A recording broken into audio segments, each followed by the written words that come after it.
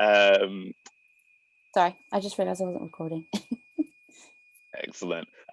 So yes, so welcome to this one. Like Megan says, we are going to be talking about events, which is actually quite topical because we're now seeing the return to events. So we've got a talk from Richard, and then we've got a break, and then we've got a Q&A and a panel session where we'll talk kind of more broadly and even more specifically, and that's with Emily Taylor and Anwen Cooper.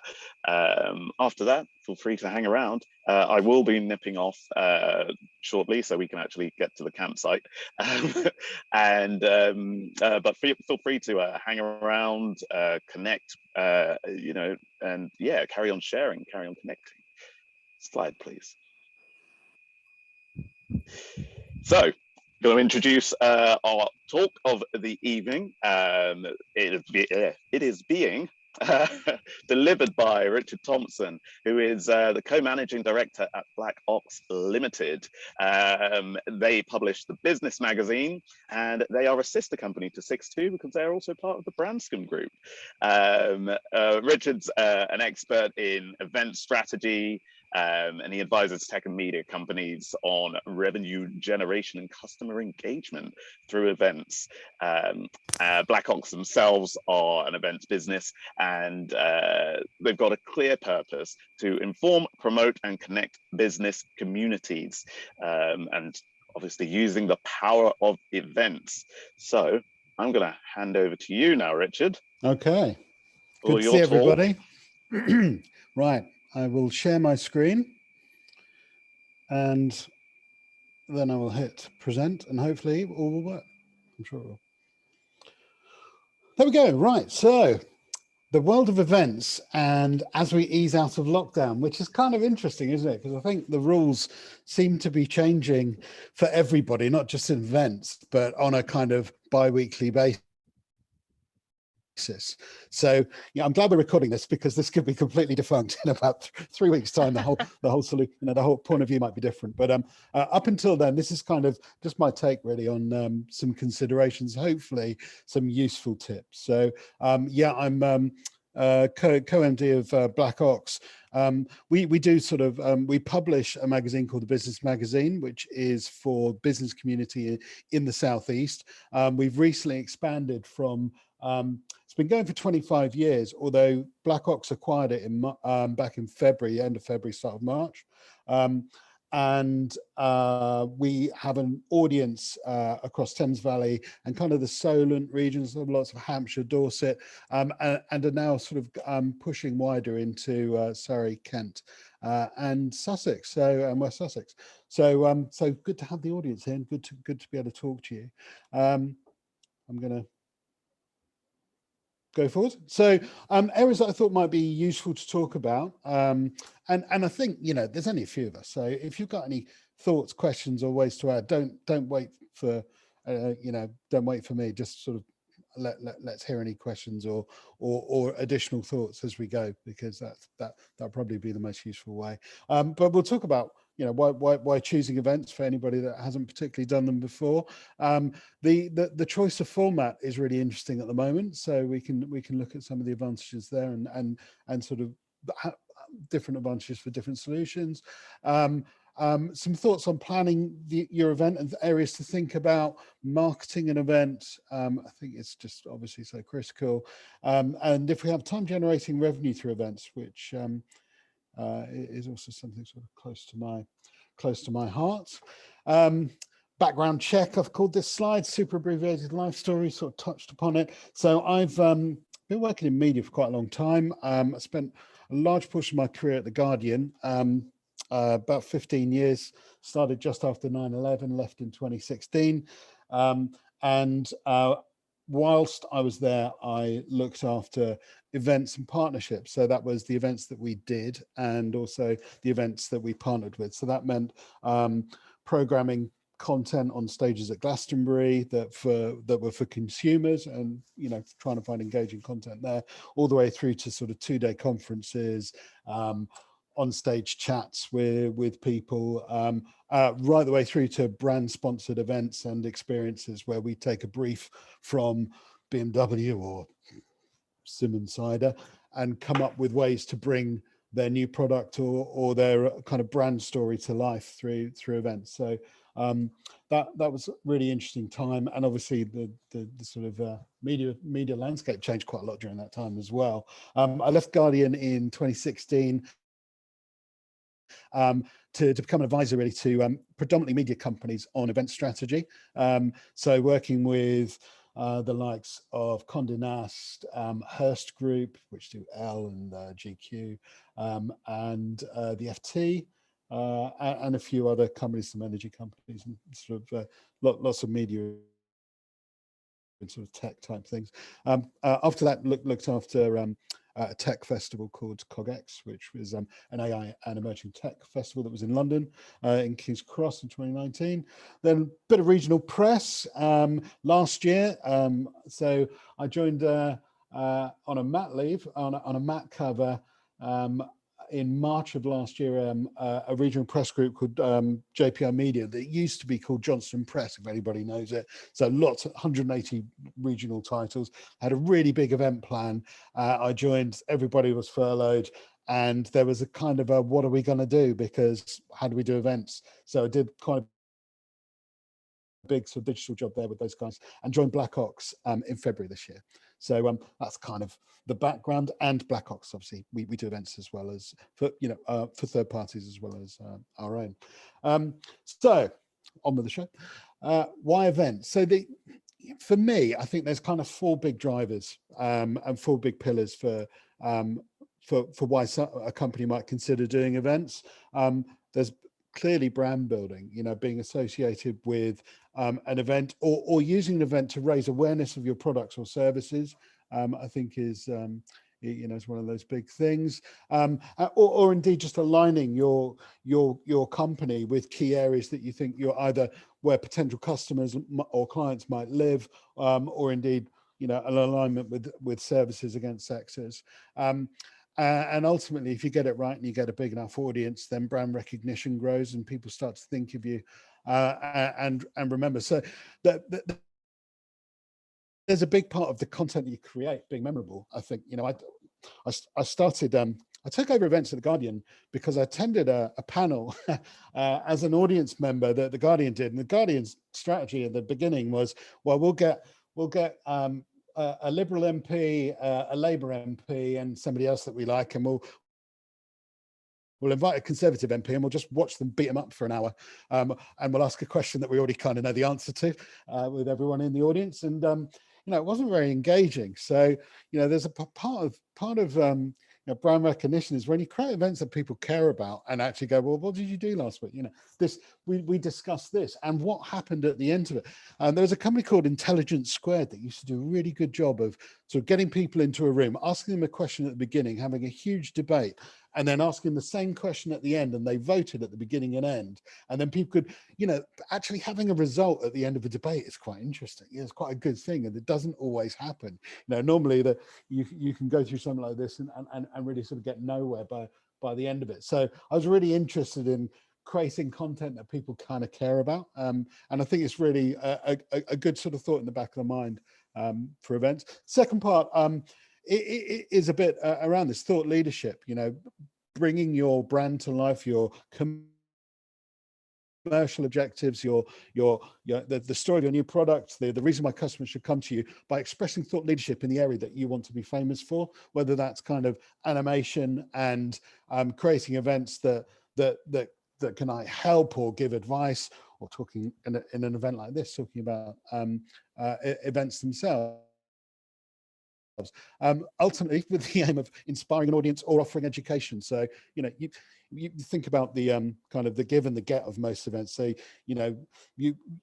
people want to take something away with them quite frequently, and actually I'm going to talk about that under point 4 even more, but that feels quite important. Third one for me is business networking. So return on investment, people that do events, people that sponsor events, people that attend events, it's a big thing. So, whether you use events to meet new customers and clients, or whether you use it to entertain the clients that you've got. And obviously you can host your own event, or clearly you can go to an event or indeed sponsor somebody else's event that you want to bring clients to. But obviously a really big area for getting closer to your customers and spending quality time in a kind of non-sales meeting kind of way. The fourth area that is frequent, and certainly with some of our clients, is generating revenue from events. People are, depending on what business you're in, are looking for new ways to supplement the revenue stream. Certainly in media, it's really important. As the kind of ad markets go down, then people look for new revenue ideas to increase those ideas. So in sort of the last 12 years, I've been involved in a few projects that were kind of event based, like Guardian Masterclasses launched whilst I was there, which invited kind of an industry specialist to teach a consumer audience a new skill. And I think, that going back to these sort of educating audiences thing is quite interesting. Revenue generation ultimately requires a value exchange, right? So if you're going to buy a ticket, it doesn't matter how much you're charging.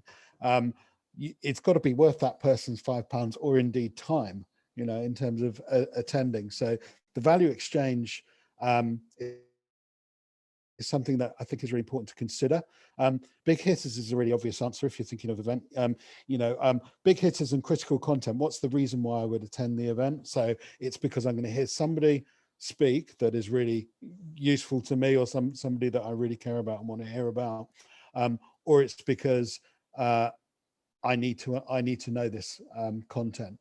I think if you can't create that value exchange where you're getting those pieces of information or getting exposure to something you wouldn't normally do, especially in kind of a live event, it's a far harder challenge to get people to attend.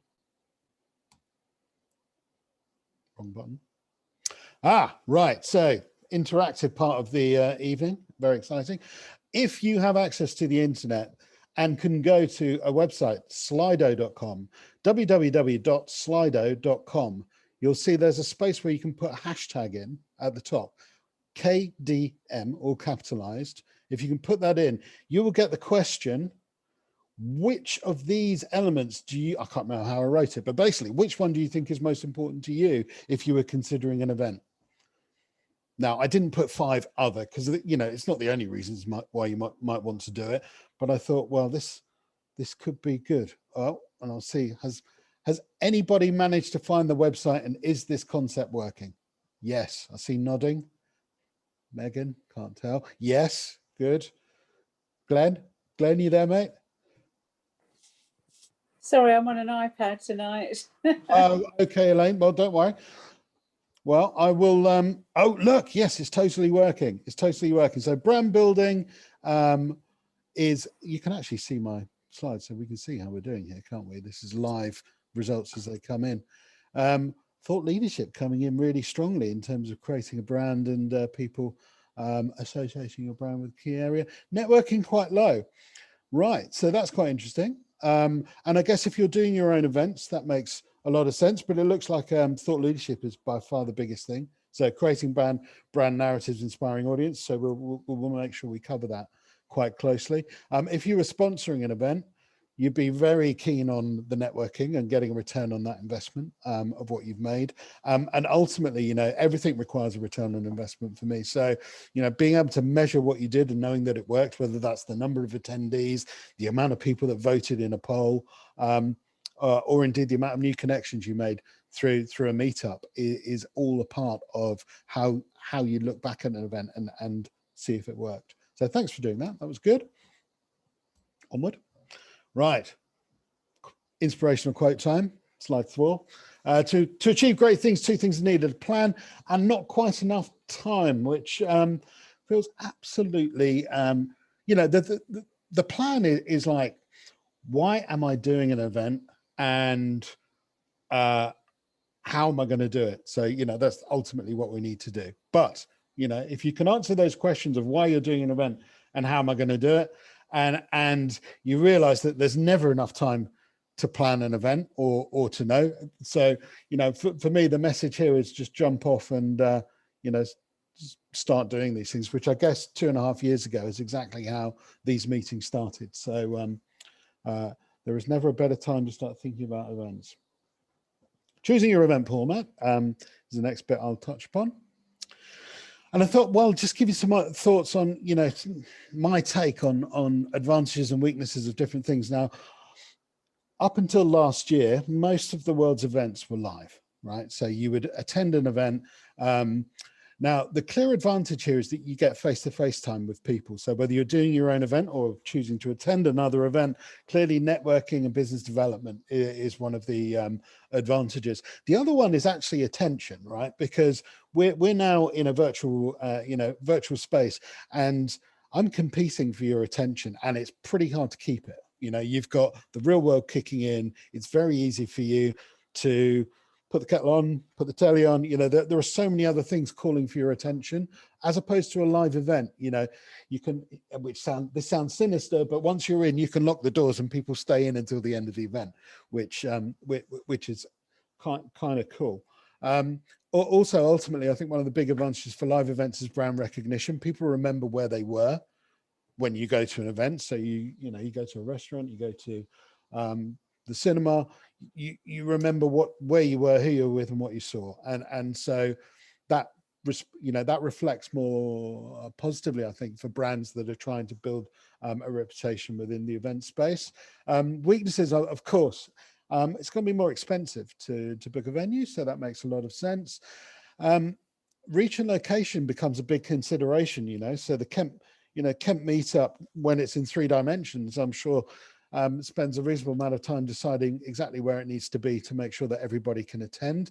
And if you've got quite a broad audience, or you're trying to attract a broad audience, then location becomes challenging. Not everyone wants to go to London, obviously, as we all know, albeit it's much easier to attract an audience to London because there are more people there by default and more companies there. So there's always a consideration. Christ, I put attendance policy and I have no idea what I meant by that. Must be the word policy. Yeah, well, attendance policy, I'll come back to you on, because I can't remember what that point was.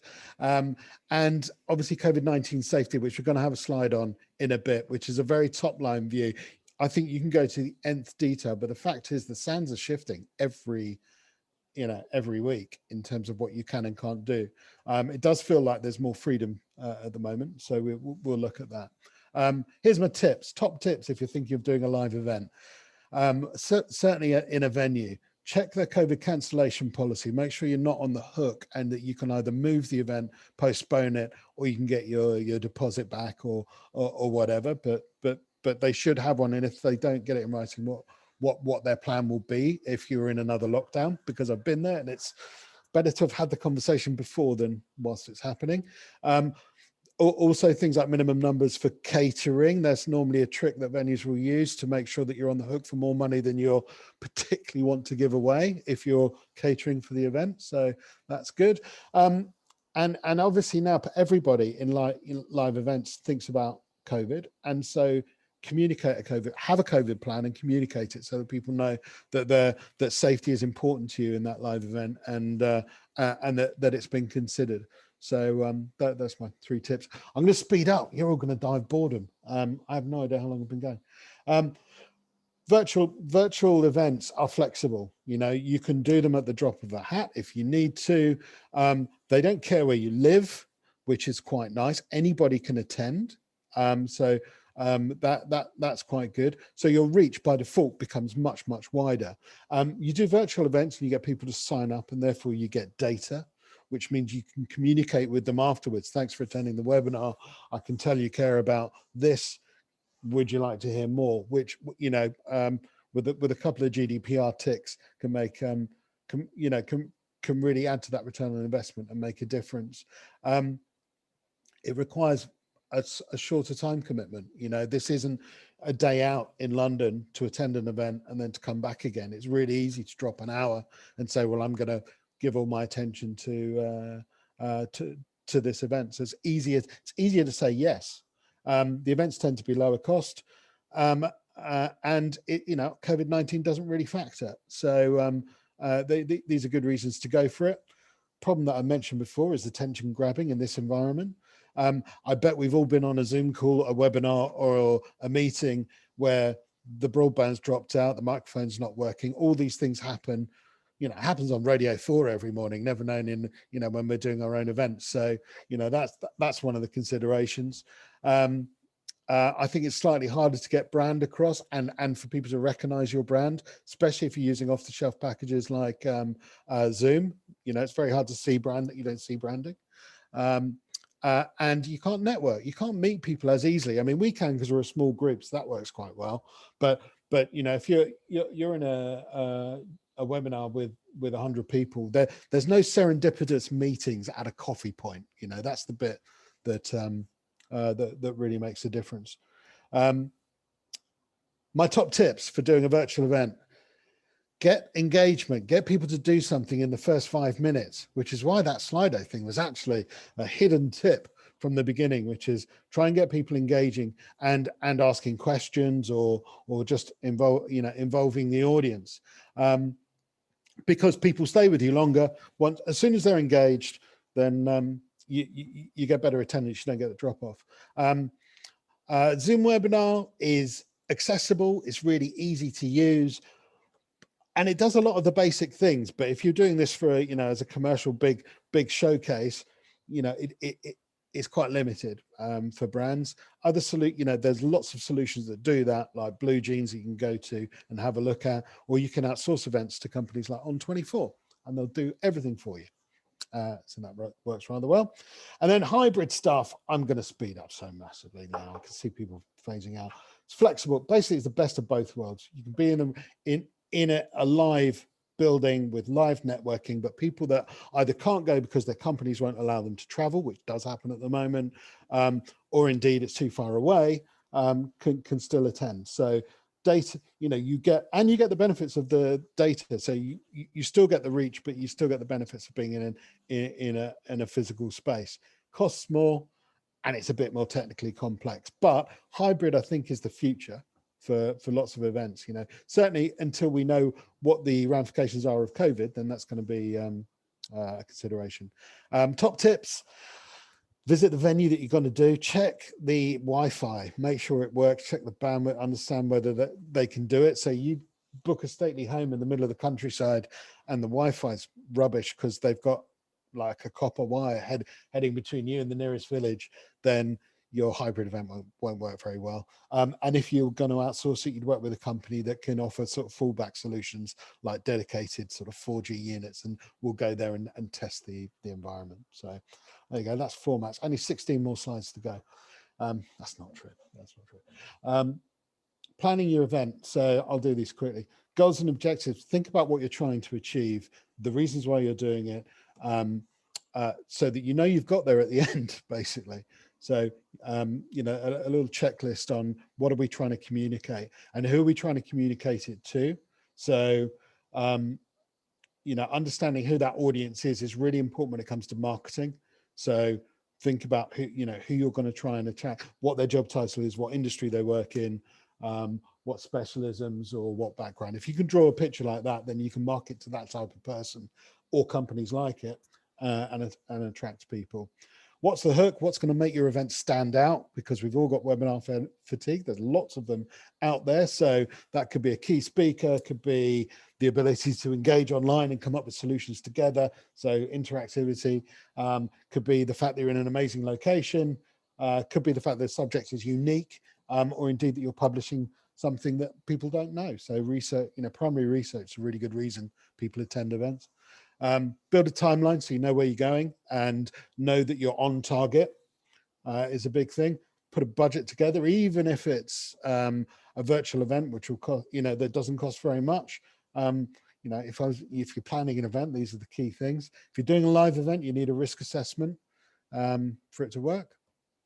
And you know, how you're going to attract people, marketing and comms plan.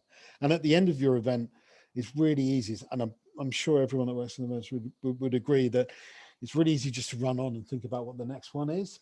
So, you know, look back and decide, did it work? Did it do what I wanted it to do? Because that's kind of just really easy to forget and just keep moving. Right, quick rules on from what my take on COVID situation at the moment, and please feel free to sort of dive in or change the story. From Monday, social distancing rules are no longer in place, and social contact rules are no longer in place. Face coverings are not compulsory, but many venues are choosing to still use them. So the office I'm in has a co-working space that they will still, you know, in public areas still need face coverings. So one would expect that this is that's a shifting sand there, right there and then. Nightclubs and venues where large gatherings occur, i.e. events, will require COVID vaccinations from the end of September, which is obviously so they don't annoy the hospitality industry at the moment. They're opening it up, but really they would have probably preferred to wait till the end of September, where you can prove. But these are kind of normal things that, you know, COVID vaccination, I think will come up. People might be expected to do that at large events.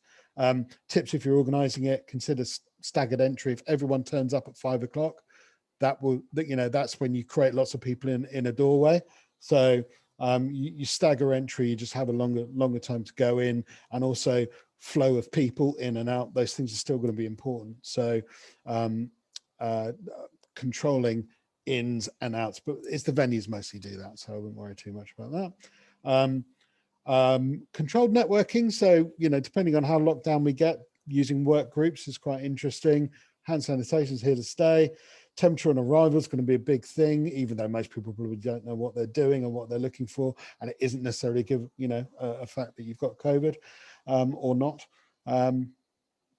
Yeah, and if all gets wobbly, prepare to go virtual is my, you know, it is the way we did it last year. We planned for a live event, and we also planned what we'd do if we had to move it to a virtual. And, you know, we told everyone attending that this is what we'd do.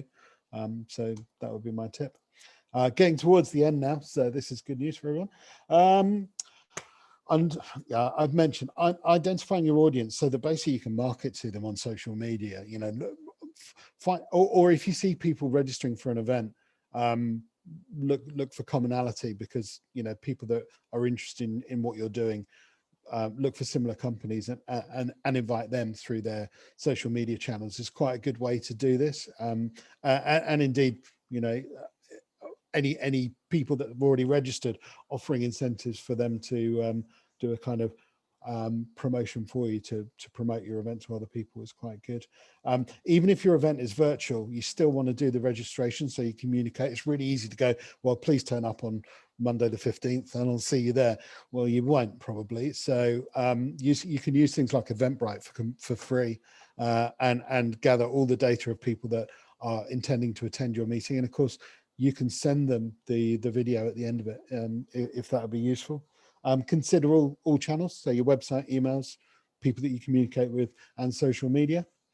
And there's lots of different ways that you can communicate. You know, I would think about like a month's worth of marketing for each event, like each having multiple activities each week, you know, whether that's announce the event, announce the speakers, start posing questions that people might be asking themselves to sort of hook them in.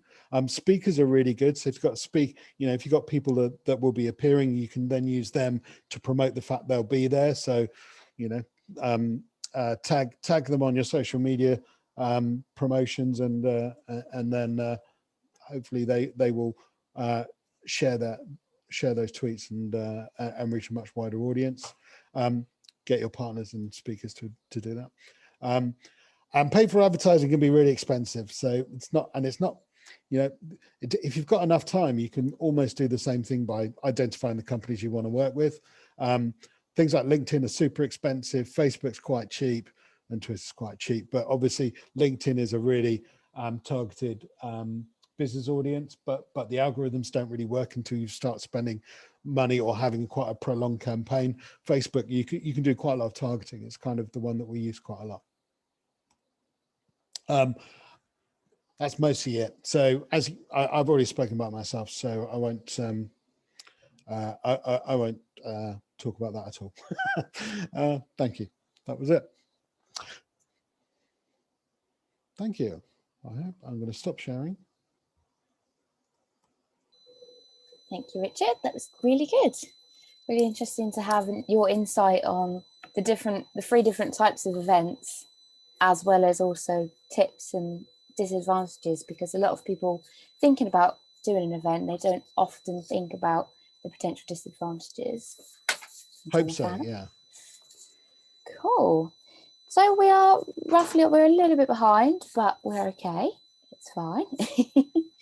So what we're going to do is we're going to break now for 10 minutes and join back at 27 minutes past. And then what we'll do is we'll get into the Q&A panel.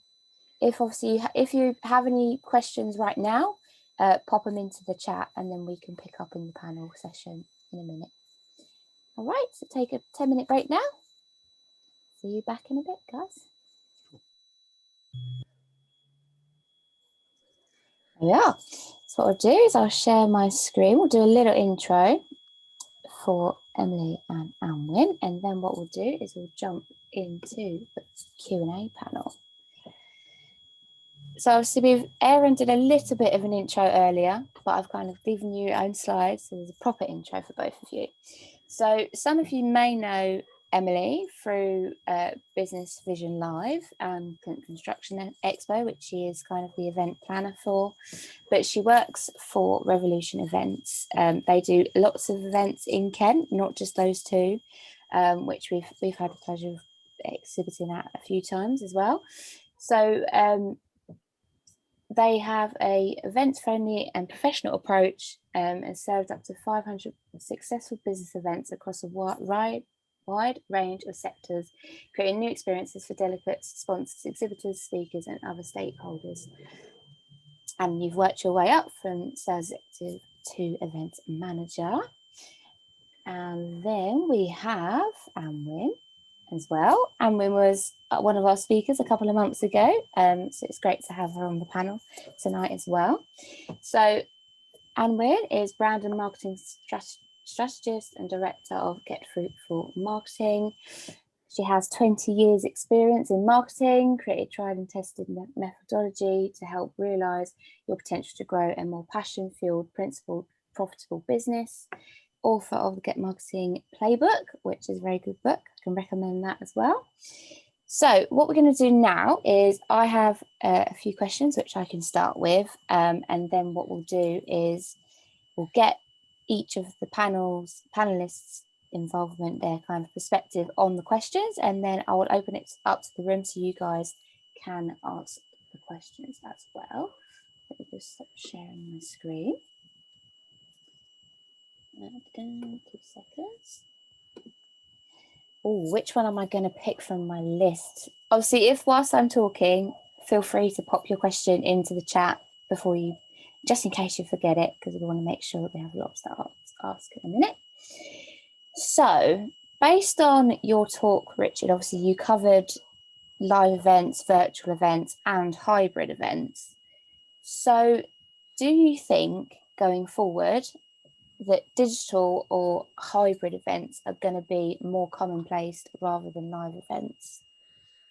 I think people are going to get a little bit tired of digital events rather. I think it's really hard to compete with real life and live events, and obviously that's where I started. So I'll always be the person to say, look, we want to get people back in a room drinking cheap wine and getting to know each other. Hybrid, I think, is the really smart solution. So most people that I've spoken to are kind of thinking hybrid is the big thing, because it offers the best of both worlds, and it probably offers you an out if you find yourself on the wrong side of another lockdown just before an event. Cool. So Emily, obviously you said earlier that you've got your first kind of live event coming up September time. How have you approached planning for that? Is it kind of all live, or is it a bit of a hybrid? Is certain aspects digital? So this particular one in September is a sort of quote unquote normal live event. But we have made a few changes. So last year, all of our events pre-pandemic were all in-person exhibitions and conferences. But last year we had some regional education events that we just turned virtual, 100% virtual. And obviously, you know, a lot of planning had to go into that because we had to figure out the software, find out how it all works, and then, you know, deliver a good event virtually, which did go well, luckily, which was good. We don't actually have any hybrid events on the agenda at the moment. They tend to be either virtual or in person.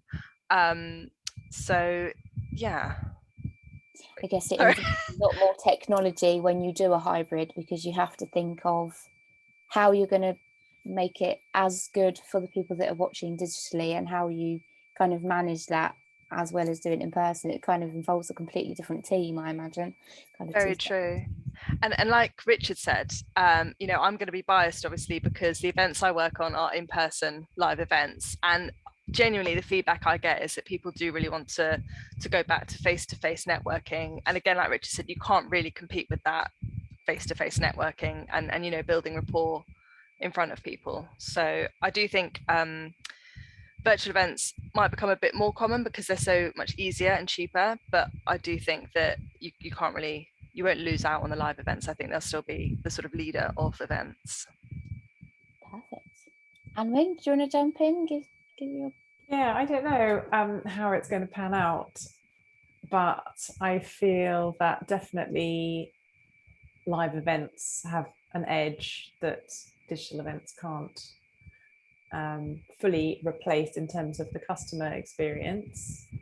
However, as I think Emily just said, online events are often cheaper and easier to organise. And I think also a lot of people have had their minds opened to the potential to reach a wider audience kind of geographically as well. Like I know a lot of people who have had local businesses exclusively working with people in sort of Kent, Sussex, Surrey areas, who over the last year have now connected with people across the world and are generating business from other countries, which is really exciting for them.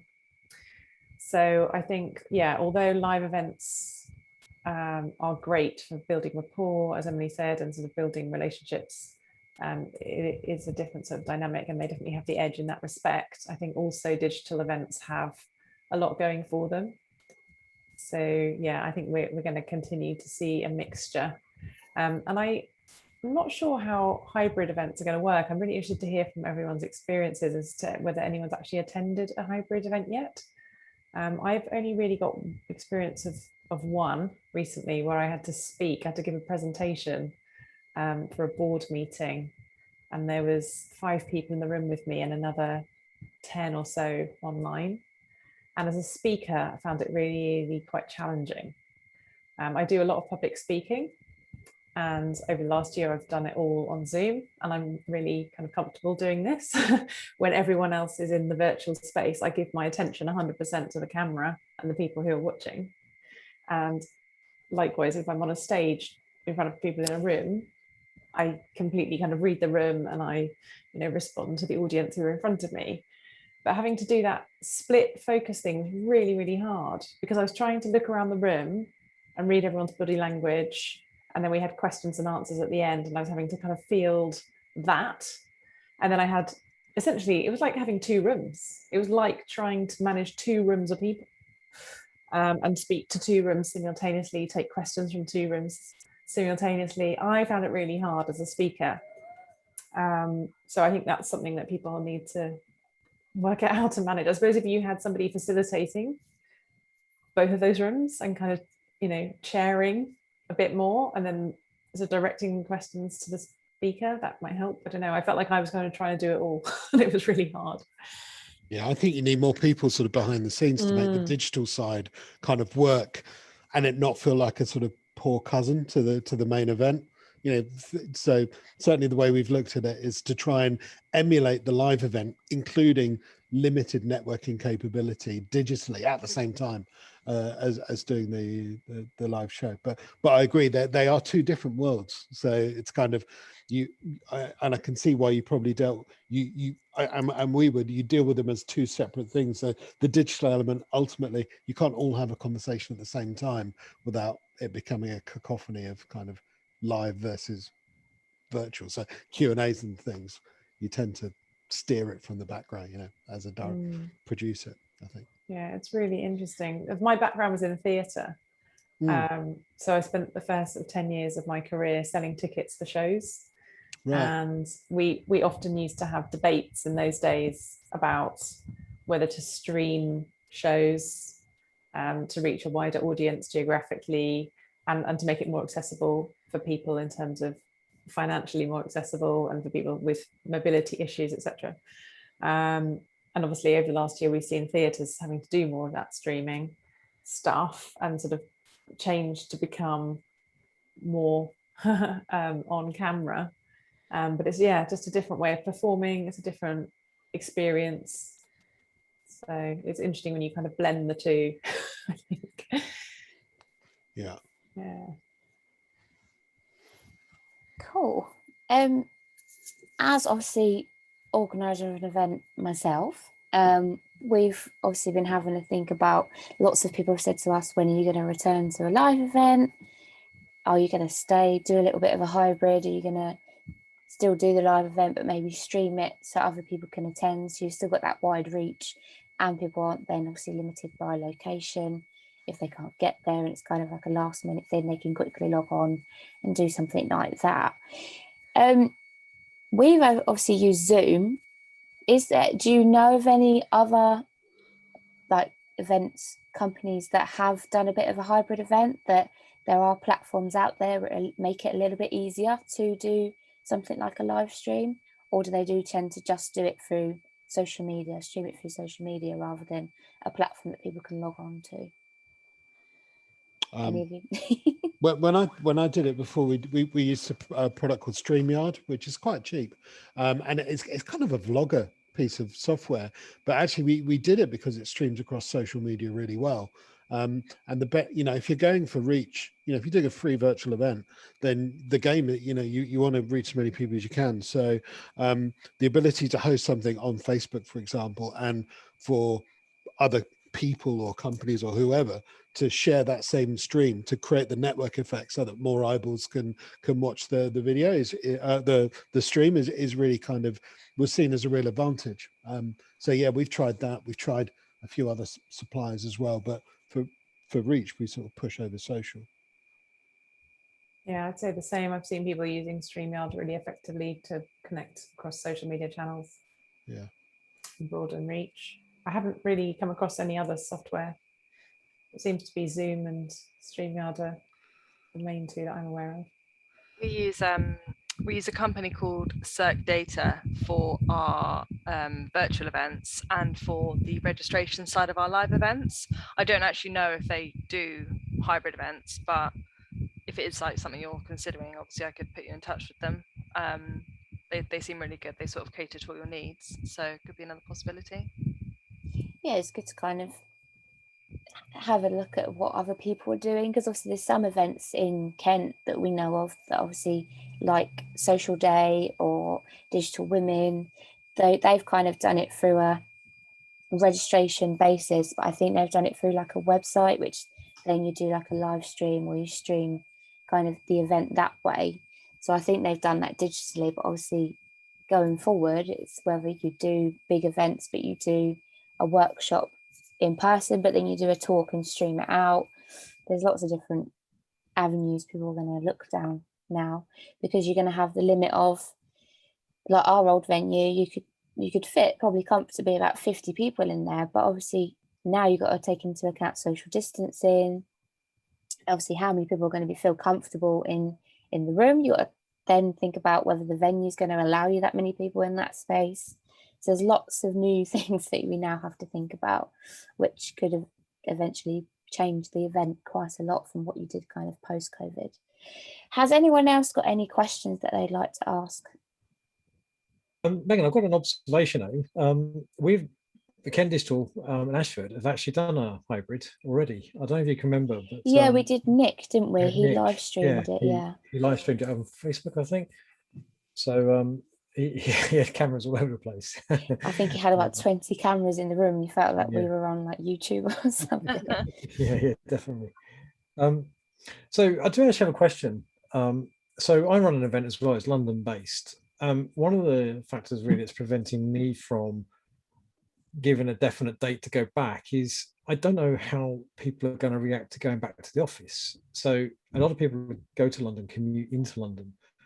And there's no doubt that the experience of actually being, at the venue itself and meeting people and just having those ad hoc conversations is a great forum. But my fear is that I'll say let's host this in London now, and then the night we host it, only about 4 people turned up because everyone's working from home outside of London. Have any of you had any thought about what how people's attitudes towards working office might impact on events, and what as people like me, event hosters, can actually do to try and overcome that? We actually had the same concerns. I think everyone would. Are people actually going to go back to the office and go back to live events, or is it all going to be online? So we actually did a survey. We emailed a survey to all of our previous attendees and exhibitors. And I think we found that something really high, like 96% said that they'd happily attend an event as long as, the COVID safety measures were in place. So that was really promising. And I think the fact that we have been working from home and stuff for so long now, I think people are itching to see humans again, just get back out there, as it were. I mean, obviously it comes down to personal choice. But hopefully, perhaps if you're someone who'd rather not, or who'd rather wait a bit longer, perhaps to meet up in person, then maybe there'll be a colleague of yours that can go instead, kind of thing. But we found it pretty positive in terms of people wanting to get back to it. Yeah, we did an event last week on the future of the workplace, just as sort of a related issue, and asked the attendees, what their view was about going back to the office, and about a third of the audience kind of said, well, I'll come in for important meetings and big set pieces. I think there's about a third that said, I'm going to wait and see what everybody else does. And I think quite a high percentage, well, a third, obviously, because I've just used thirds, but quite a high percentage of people were really itching. Very few were like, well, I've got, we're going to be working from home for the foreseeable. So it does feel like, people see the benefit of a joint environment, of, the ability. I'm sure everyone loves the flexibility of being at home, but equally values the ability to go into the office, and potentially they do that on a day when, if the event was right, where there was an event as well. Yeah, that chimes with things that I've read and heard as well. But I think Emily's doing like half and half, aren't they? Rather than going fully back into the office or fully working from home, they're doing like 2-3 day split. Yeah. Instead. I was just going to say, Emily's approach there with doing a survey, I think, is a really good idea. I think if you are looking to do an event and you haven't been in touch with your audience for a while, I think a survey is a really good way back in to sort of just test the water, because really you can't rely on an audience that you had a year ago or however long ago it was to all come back. People's lives move on, their jobs might have changed, they might have moved or whatever. So I think as an audience building tool and a confidence building tool, it's really good. Can I just say that I was at a network meeting this morning, and I do a lot of networking, and there was a man there who said he's got Zoom fatigue, and I think that actually summed up quite a lot. There were a lot of nods in that group, actually agreeing with him. I think people are so pleased to be back, seeing each other, and it does actually bring about more cohesiveness between those companies, because they actually are meeting face to face now. Yeah, I definitely think that's true. I agree. Oh, you go, Richard. I was just gonna agree with Elaine there that we've all been through the you know, we're starting working from home and just being on back-to-back video calls and meetings, because you can no longer just ask a quick question. You have to book a whole meeting to discuss something, and it's exhausting, isn't it, by the end of the day? So I think, I miss walking down a corridor between meetings just to kind of remember what I'm supposed to be thinking about next. I was just going to quickly say, I think you touched on it, Richard, that because of what we've been through, it has been scary, and it's obviously, as Anwen said, people's lives have moved on or changed somewhat. I do think in terms of going back to live events, you kind of just need a couple to go ahead to get the ball rolling for other companies to be like, right, well, they're doing it, we should give it. Do you know what I mean? So I was quite happy this morning to see that another event that, not a rival event, but another construction event, they sent out their registration links today, and I thought, brilliant, they're doing it, we're doing it. It's starting to the sort of snowball effect hopefully will come into play, and then hopefully we'll be back to events all the time. Fingers crossed. Yeah, that's exactly the same situation as the event I run. There's another rival one in London. They doing the next one, which is next week, online, but I said this is the last one we do online, so it'd be interesting to see how the live event actually pans out. And we'll probably use that as a litmus test for ourselves to decide whether to go live or not. But I like the idea of doing a survey though. We have been running surveys on LinkedIn, but not through Meetup. So it'll be interesting to see what comes back when we do it through Meetup. I think it's good to share your results as well, because it reassures other people that that people are thinking the same thing and just looking forward to going back to live events if they are. I've just posted something in the chat. I just remembered I went to a meeting, or I hosted a meeting actually myself recently, where we had this tech in the room that was quite cool. You might want to check it out. Owl lamps. Yeah, it's basically like a speaker and camera that sits in the middle of the room.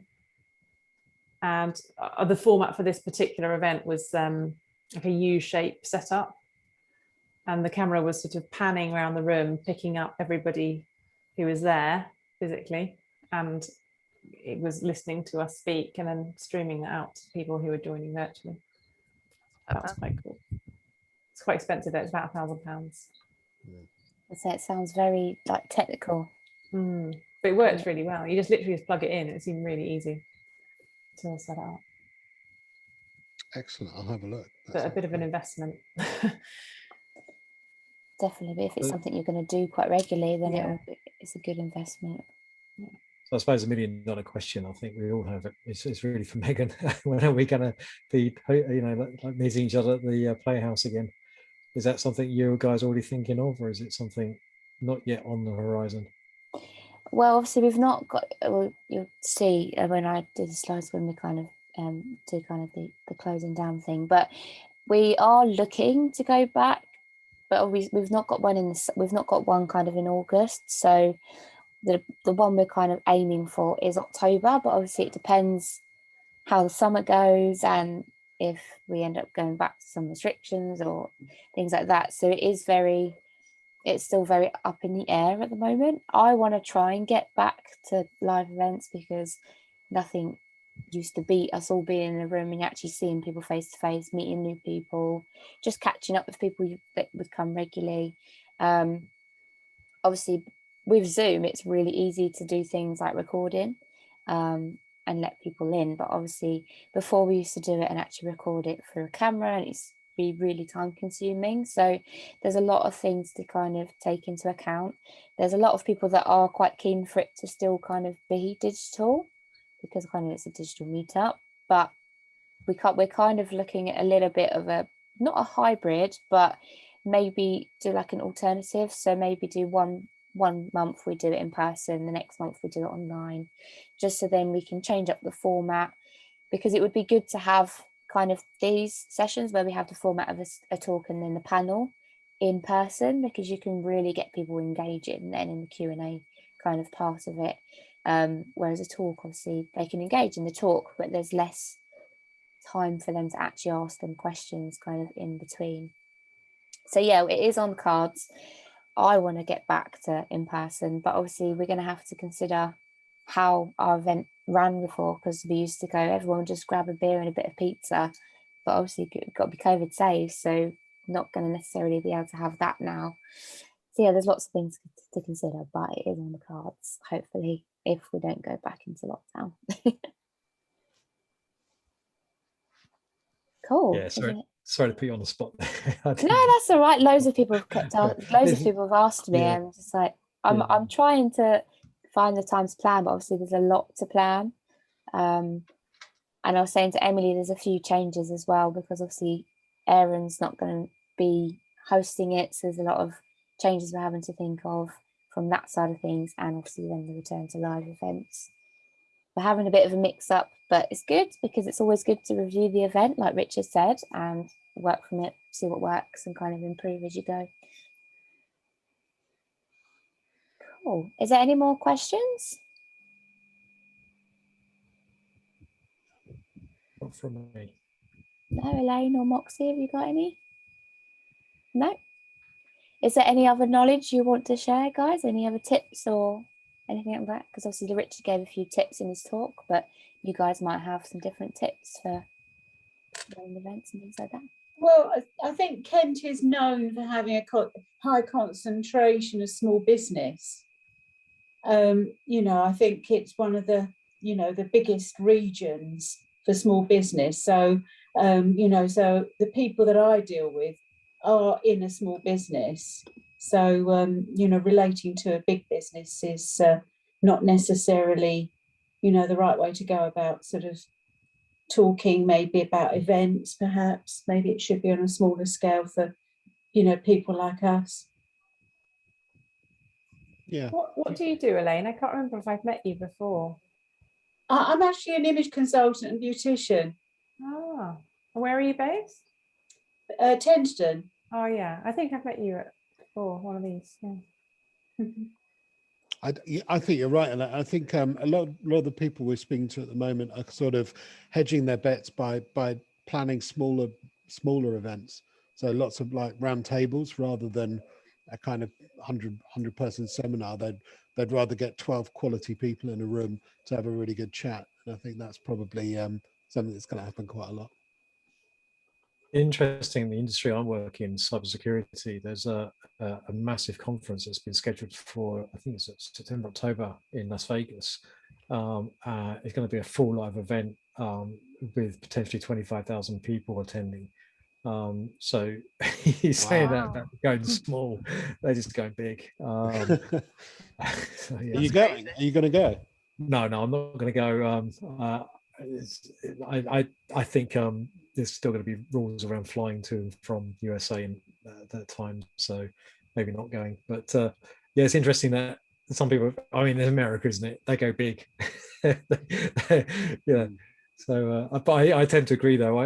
What we're planning on doing, perhaps in September, which is our anniversary month, is actually running a panel session. So we'll have the panelists in a room together live with a selection of people who do want to come to the panel to be there as the audience, but then actually stream the panel, and we'll have someone who picks up the questions. So it is like a hybrid, but rather than just having a speaker, and as Anwen said, it's really difficult to speak to people in the room and to people that are on you know, on Zoom or whatever.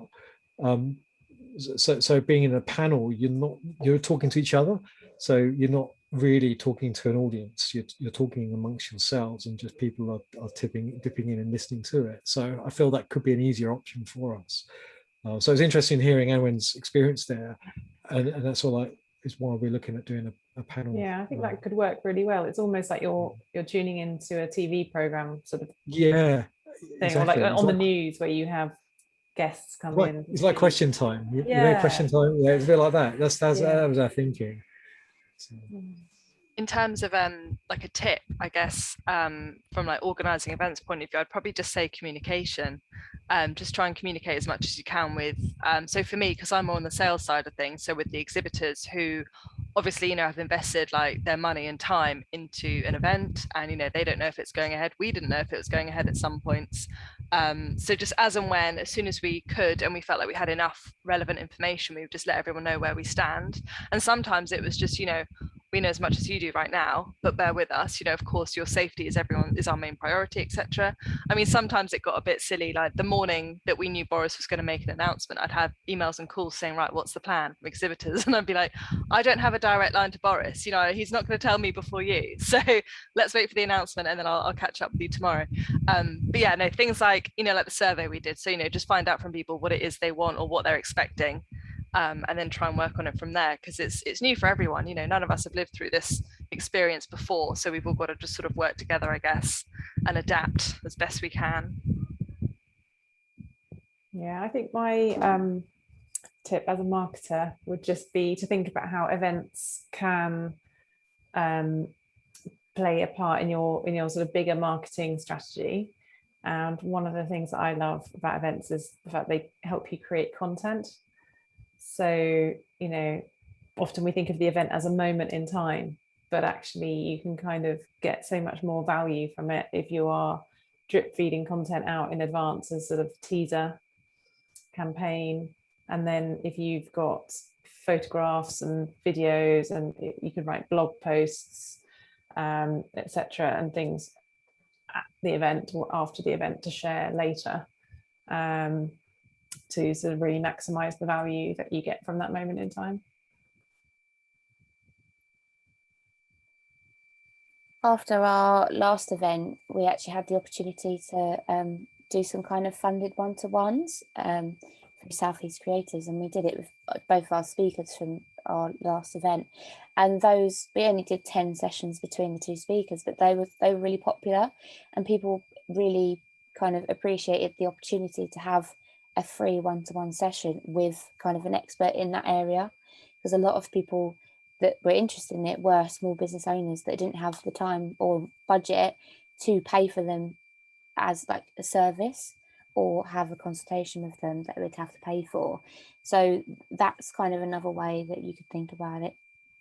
Give people the opportunity to have a one-to-one or learn more from that person, because in a talk there's only so much information you can give over, because you don't want to overload and kind of go too mad and give everyone all of the information at once. So that could be another opportunity. Or you could do the talk and then, like Glenn said, do a panel, a kind of a targeted panel afterwards. That's why we found the panel part of our event works really well, because there's lots of knowledge that all three of you have in different areas of the one topic and theme that you can share kind of with everybody. Cool.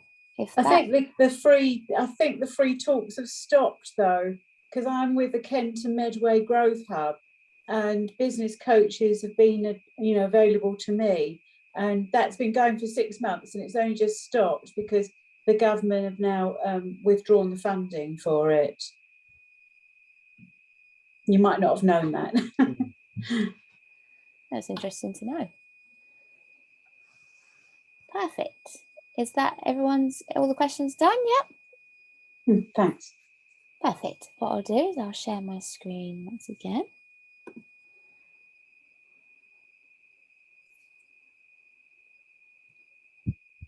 Ooh.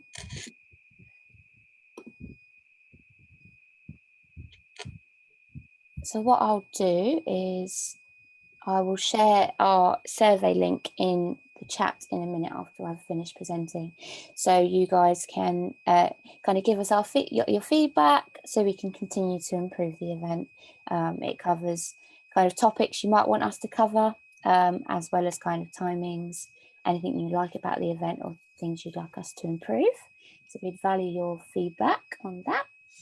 So our next meetup, like I said earlier, we're having a bit of a break during the summer, because obviously most people go on holiday, so having a little bit of a break, and our first event back is the 1st of September.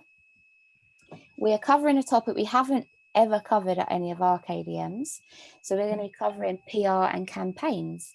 So it'll be quite an interesting one to see kind of more about PR, because not many people know about PR, and how it can work with a digital campaign. So we've got 2 speakers. We've got Kat McDermott and we've got Alexander Kelland. They're both from our sister company Houston, so they'll be sharing their knowledge, and then we'll have a joint Q&A at the end as well. So if you want to come along, register on our meetup page like normal. And then the next one back for Maidstone, 15th of September. They're going to be announcing their theme and speakers soon. So I'm going to wrap it up there and I'll stop sharing.